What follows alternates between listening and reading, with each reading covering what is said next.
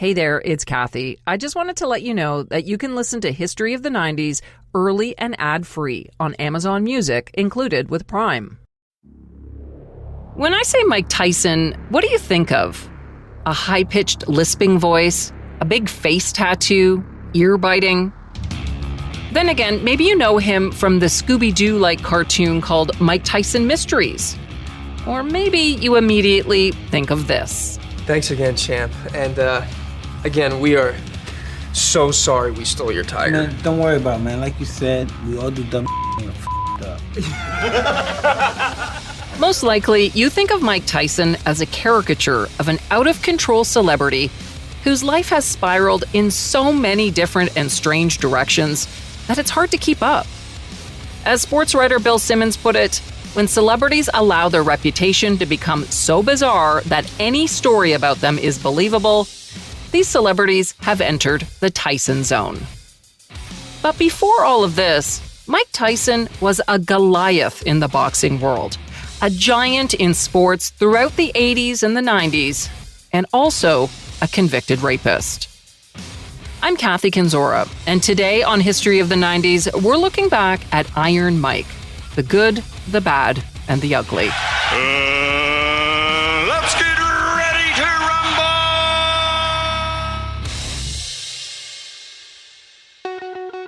Boxing in the 1990s was at a peak. In fact, the 90s are considered the last great era of heavyweight boxing. Fighters like Evander Holyfield, Lennox Lewis, Riddick Bowe, and of course, Mike Tyson dominated the sport. Tyson was compared to all the greats. Some said he was even better. Stronger than Muhammad Ali, quicker than Rocky Marciano, and more polished than George Foreman. Even his opponents didn't want to beat him, they just wanted to survive. By the beginning of the 90s, Tyson, the baddest man on the planet, Kid Dynamite, Iron Mike, whatever you chose to call him, was on his way to becoming one of the greatest fighters of all time. He was undefeated after 37 fights. Let that sink in. 37 fights. And he'd been the heavyweight champion of the world for 4 years. He seemed, indestructible. This guy was Vladimir Guerrero Jr., Jose Bautista, Austin Matthews, Donovan Bailey, Ben Johnson, all rolled into one, but with a violent edge, surly edge. Really not a nice person. Just a real mean guy who wanted to do destruction. That's Mark Hebscher, the longtime sports broadcaster and host of the podcast Hebsy on Sports. Hebsy says Tyson was a train wreck just waiting to happen. And things started going off the rails in February 1990. That's when 23-year-old Mike Tyson squared off with Buster Douglas. When Tyson stepped into the ring in Tokyo on February 11, 1990, he had never lost a fight as a professional boxer. And as a result, he was the overwhelming favorite in the title match. I mean, he was a 43-1 favorite, Mike Tyson. You had to bet $43 to win $1. He had squashed every opponent up to that point. He'd beaten everybody up in the first round or second round, pretty much. Michael Spinks, he destroyed in 90 seconds. Larry Holmes, he obliterated these pretty good fighters. Leading up to the Buster Douglas fight, some wondered if Tyson was even taking it seriously. At a press conference held before the fight, Tyson showed up a half hour late, and he put on his Walkman during questions from reporters. But, that was pretty much par for the course. Tyson often put his head down on the table during news conferences, while others answered questions for him. In the fight against Douglas, he stood to make $6 million. But the young boxer and his legendary promoter, Don King, were already looking ahead to the next payoff. Tyson was scheduled to make $20 million to fight Evander Holyfield in Atlantic City in July, in what was expected to be the biggest pay-per-view event in history. The fight against Douglas, it was just a warm-up. Nearly 40,000 people attended the Tyson-Douglas fight at the Tokyo Dome. Ringside seats were just over $1,000, and they were snapped up by Japanese corporations and by celebrities like the Rolling Stones. and a New York real estate tycoon who you may have heard of by the name of Donald Trump. Introducing the undefeated, undisputed heavyweight champion of the world, the one and only Iron Mike Tyson! From the start of the Tokyo fight, commentators said that Tyson lacked fire and intensity. Douglas, on the other hand, was quick and explosive. Despite Tyson's questionable performance, he still managed to knock down Douglas in the 8th round. Douglas landed on his back, then struggled up at the count of 9. But Douglas was far from out. In the next round, he hit Tyson so many times that Tyson's left eye swelled shut. Then in the 10th round, everyone watched in disbelief as Douglas landed a right uppercut followed by a left and a right to the head. Landing these nice uppercuts by Buster Douglas. Look at this. He's knocked Mike Tyson down for the first time in his career. Mike Tyson hits the canvas. He's in big trouble. Tyson dropped in a heap to the floor. The referees stood over Tyson, who lay flat on his back, and they counted him out.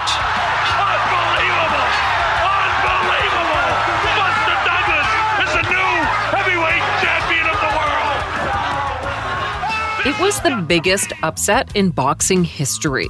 This is one of those moments from the 90s that people use as a sort of timestamp. Lots of us remember where we were when Douglas knocked out Tyson. It may have just been boxing, but it transcended sports and became news. When Tyson finally rolled over and pushed himself up, his mouthpiece hung from his teeth and he looked completely dazed.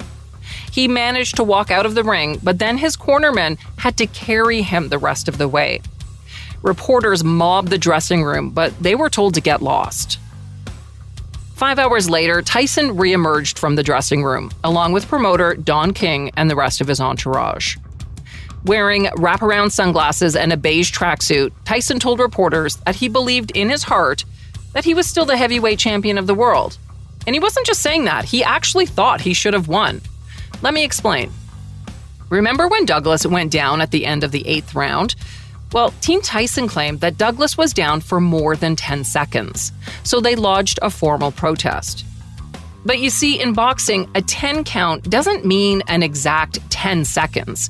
It isn't timed like a 100-meter race. It's simply a referee count to 10, and long counts like this one happen in boxing all the time. So, not surprisingly, the protest didn't go anywhere. Douglas remained the champ, setting the stage for an epic rematch. So, what happened? How did Buster Douglas take down Iron Mike? Well, Mark Hebscher has a theory. Oh, I know what happened in that fight. I mean, Buster's mother had died of cancer a few weeks before the fight, and there was talk that he wouldn't be able to fight, and he was just a man on a mission.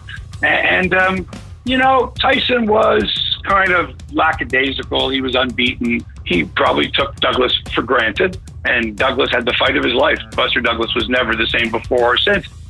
Others also blamed Tyson's flamboyant promoter, Don King, who had wiggled his way into Tyson's career and taken over just about everything, cutting out everyone who may have been able to keep the young boxer grounded. Let's take a minute here to look back at where Mike Tyson came from, how he ended up in the boxing ring in the first place. Well, Tyson was born in Brooklyn, New York in 1966. His father took off when Tyson was just 2 years old, leaving his mom to raise 3 kids in a tough, crime-ridden neighborhood. By 11 years old, Tyson was robbing stores and mugging people on the streets, and he was arrested 38 times before he turned 13. But then his life took a pivotal turn. Tyson was sent to juvie in upstate New York, and one of the counselors there was a former professional boxer, and he ran a boxing program for troubled teens. Tyson begged to be part of the program, and when they finally let him in the ring, everyone was blown away by his natural talent. Eventually, the counselor running the program called in legendary boxing manager and trainer Cus D'Amato. He took Tyson under his wing, not just as a trainer, but as a surrogate father. After he was released, Tyson's mom died, so he moved in with D'Amato and his family in the Catskills. D'Amato became Tyson's legal guardian. D'Amato put Tyson on a rigorous training schedule with a goal of making the 1984 Olympic team. When that failed, it was time for Plan B. Tyson turned pro and almost immediately earned the nickname Iron Mike because of his strength and his ability to quickly knock out opponents. He won every single match he fought, throwing unbelievably hard punches. But Tyson's success was soon overshadowed by the death of Cus D'Amato in 1985. The man who made the young boxer would never see the champion he was about to become. In November 1986, at the age of 20, Tyson knocked out Trevor Berbick in 5 minutes and 35 seconds and became the youngest ever heavyweight champion. Guys from D'Amato's crew had taken over Tyson's career. Kevin Rooney was his trainer, Jim Jacobs and Bill Caton were his co-managers.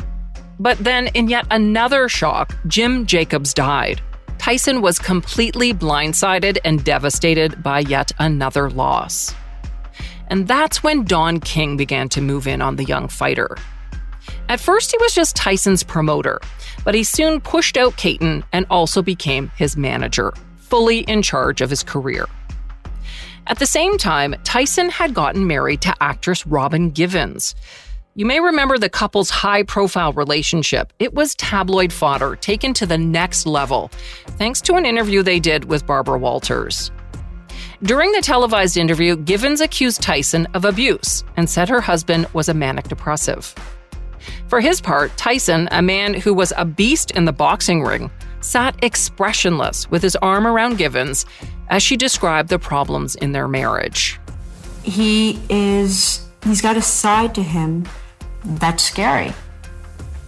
Michael is intimidating, to say the least. I think that there's a time when he cannot control his temper, and that's frightening to me or to my mother, and to anyone around. Shortly after the interview, it came as no surprise when the couple announced that they were divorcing. And then with Tyson's personal life in shambles, Don King gained even more control. King fired trainer Kevin Rooney and forced Tyson to cut off ties with everyone from his past. And that's when things really started to change. Tyson's mental and physical strength began a downward spiral that would continue for years. That brings us back to where we started, the infamous fight against Buster Douglas. In the months that followed the 1990 upset against Buster Douglas, Tyson admitted he'd been taking shortcuts in his training and desperately wanted a rematch. Tyson went back in the ring in June 1990 to fight Henry Tillman. The boxer had a record of 20-4 and wasn't expected to be much of a challenge for Tyson. Just a way for Tyson to regain his confidence, really. And it worked. Tyson knocked out Tillman in 2 minutes and 47 seconds. After the fight, Tyson pronounced that he was still the best fighter in the universe. But he still wasn't the world champ, and either was Buster Douglas. Because after Douglas upset Tyson, he took on Evander Holyfield in a title match. Holyfield easily knocked out an overweight and out-of-shape Douglas in the third round. So Holyfield was now the man that Tyson needed to beat to get back his title. But an ongoing feud between King and Holyfield's promoter, Shelley Finkel, stopped the two sides from agreeing on getting in the ring. Finally, though, a fight between Tyson and Holyfield was scheduled for November 1991. But Tyson had to pull out because of a rib injury he received during training. Another fight was scheduled for April 24th, 1992. That one didn't happen either, because this time, Mike Tyson was in jail. The story of how Tyson ended up in jail began in July 1991 at the Miss Black America pageant in Indianapolis. On July 18, 1991, Tyson, along with singer Johnny Gill, two bodyguards, and the director of the pageant, stopped by a ballroom to meet the contestants who were practicing. That's when Tyson met 18-year-old Desiree Washington, Miss Black Rhode Island. The young woman says that Tyson asked her out, and early the next morning, around 1:30 a.m., she went to his hotel room and was raped. A day later, she checked into the emergency room at Methodist Hospital and reported the rape. Mike Tyson was arrested and charged with sexual assault. Here's the local prosecutor. The victim was led to believe that her meeting with Tyson was to be platonic. In fact, however, Tyson intended to have sexual relations with her. When she refused his advances, Tyson had forced non-consensual sex with the victim. 6 months later, in January 1992, the trial took place in Indianapolis. It was the second trial in an era that became known for high-profile celebrity trials.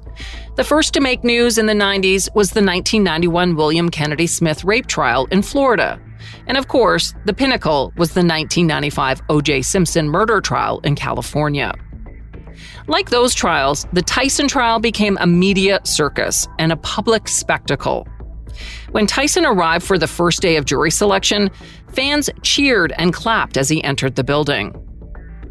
Reporters from around the world jammed the courtroom, and an overflow room was needed. Tyson seemed unfazed by it all. During jury selection, he calmly doodled on a pad of paper. At a press conference after court, Tyson professed his innocence and his love and respect for women. You don't understand. I said I love them and I respect them. I'm confused. Every incident you see someone say I pinched them, or someone jumps on top of my head or something and said he grabbed me.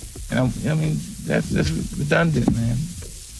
Like I said before, knows what happened in the room. I know what happened, and I know I'm innocent. That beep you heard was from media coverage at the time, censoring the victim's name, which had not yet been made public. Both Tyson and his manager, Don King, surprised everyone by using her name several times at the news conference. If you're going to go out there, you should be out there on Front Street. You know what I mean? When Tyson's accuser took the stand, she described what happened in the early morning hours of July 19, 1991.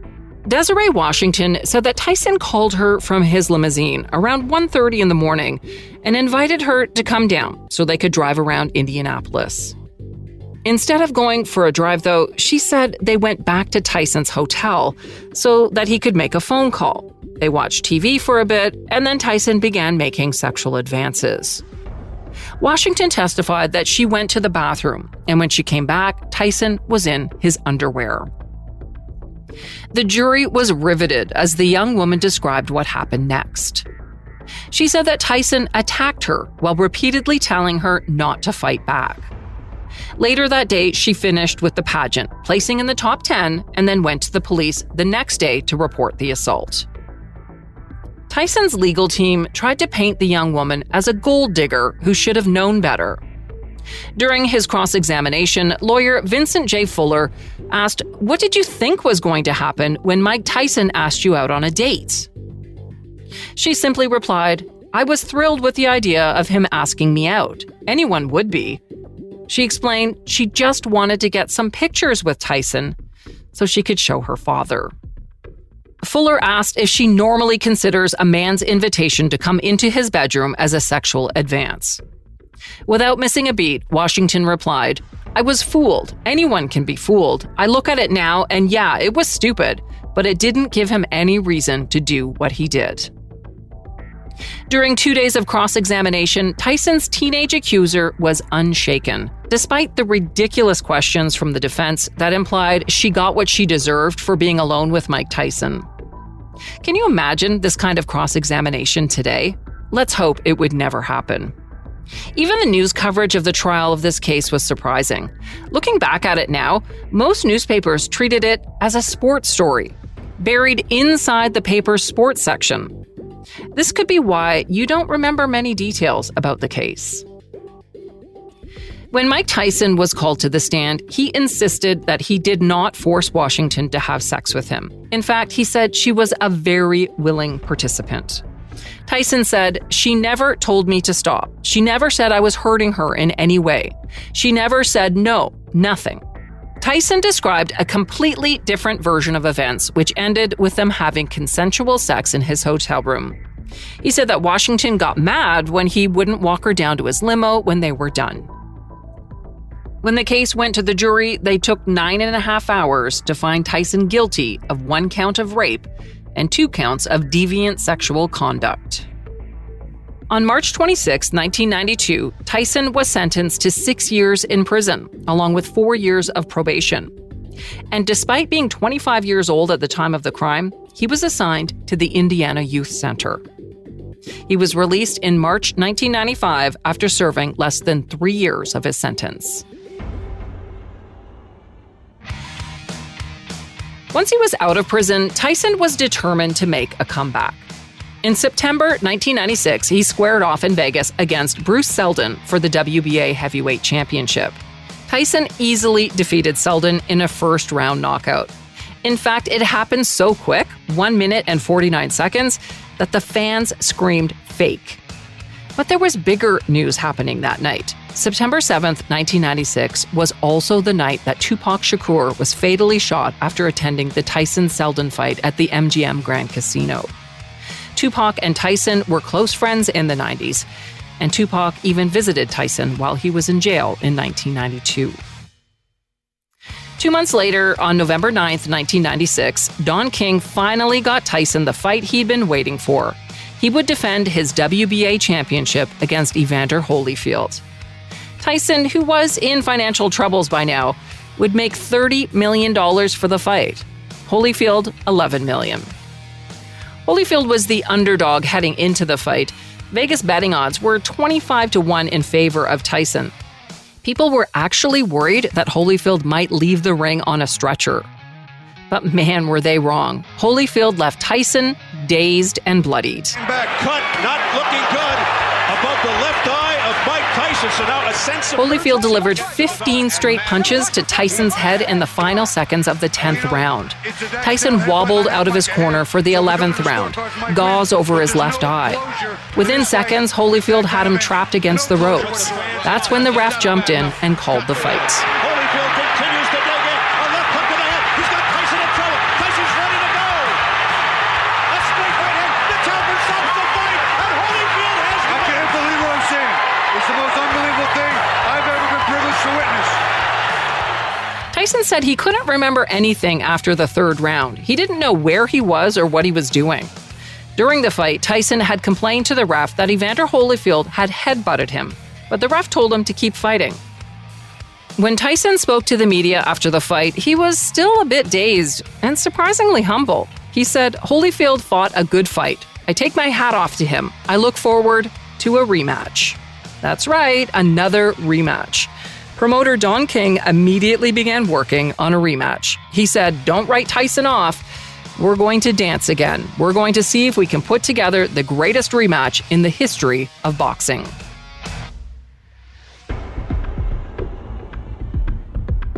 The rematch happened 6 months later. By now, Mike Tyson was 30 years old. He seemed more mature, almost mellow. And his priorities had changed. Tyson had 4 kids at this point and a 5th on the way. He said he was fighting now to build his kids a nest egg, to give them the childhood and the life he never had. They would get quite a nice nest egg from the rematch against Holyfield, set to take place in June 97. Again, Tyson would make $30 million for the fight. This time, Holyfield was getting $35 million. At the time, it was the largest single event payout in history. The Sound and the Fury, as the fight was called, became one of the most bizarre and infamous fights in boxing history. Mike Tyson enters the ring 2 days short of his 31st birthday, with his very future as a top-line heavyweight on the line. Even though he was defeated in the previous fight, Tyson went in the favorite, but just slightly. Vegas betting odds were 2-1 in his favor. But like the last time, after the first 2 rounds, Holyfield was easily winning. Tyson complained that Holyfield had headbutted him again in the second round. As the third round was about to begin, Tyson came out of his corner without his mouthpiece. The ref ordered him to put it in, and the fight resumed. Then near the end of the round, Tyson spit out his mouthpiece and bit a chunk out of Holyfield's right ear. What happened here? He got bit, I think. Evander Holyfield, look out! The ref penalized Tyson 2 points and allowed the fight to continue. A very angry Evander Holyfield now. A left hook. You know, it's funny, Mike was having his best friend again. He did it again. Seconds after fighting resumed, Holyfield was stomping up and down, angry and in obvious discomfort. Many in the audience were unsure what had occurred, and they thought maybe Tyson had hit him low. When the ref approached Holyfield's corner, he discovered that Tyson had bitten Holyfield again, this time taking off the top of his ear. Tyson, this time, was immediately disqualified from the fight. Chaos erupted inside and outside the ring. Holyfield's cornerman started screaming at Tyson, which triggered Tyson to charge Holyfield's corner. A police officer was knocked over in the mayhem. Tyson's trying to get at Holyfield again, I believe. It is complete bedlam, and Tyson is just taking swipes at anybody in front of him. Security guards pulled Tyson off, and then minutes later, Tyson stormed Holyfield's corner again. He seems possessed right now. He cannot be brought under control. When Tyson and his group finally left the ring, they were booed and pelted with hot dogs and beer by the crowd. Tyson and his handlers even made a brief attempt to jump into the stands, which caused another mini riot. The MGM Grand was even forced to close for several hours after the fight because of reported gunfire. Gamblers fearing for their lives jumped under blackjack tables and behind slot machines. Later, Tyson said he bit Holyfield in retaliation for several headbutts that cut him above the eye. What am I to do? This is my career. I can't continue getting butted like that. I got children to raise, and this guy keeps butting me, trying to cut me and get me stopped on cut. I gotta retaliate. 2 days later, Tyson apologized for what he called the worst night of his career. He asked to be forgiven for snapping in the ring and doing something he never should have done. Holyfield accepted his apology, but it wasn't enough for boxing officials. The Nevada State Athletic Commission revoked Tyson's boxing license and fined him $3 million for the biting incident. But the ban wasn't permanent. Tyson was entitled to reapply after a year, and he did just that. A little over a year after the bite fight, Mike Tyson was allowed back in the ring. During his time away from boxing in 1998, Tyson was still out there. He made a guest appearance at WrestleMania 14 as an enforcer for the main event match between Shawn Michaels and Steve Austin, and he was paid $3 million. Sports broadcaster Mark Hebscher says no matter what, Tyson was never far from the spotlight in the 90s. And in those days, too, there were so many of those types of programs like Inside Edition and that type of thing, where every night they just, the news wheel just had, what's up with Mike Tyson every single day. He was in the news every day for years. Anything he did, getting gas, there's a picture of Mike Tyson.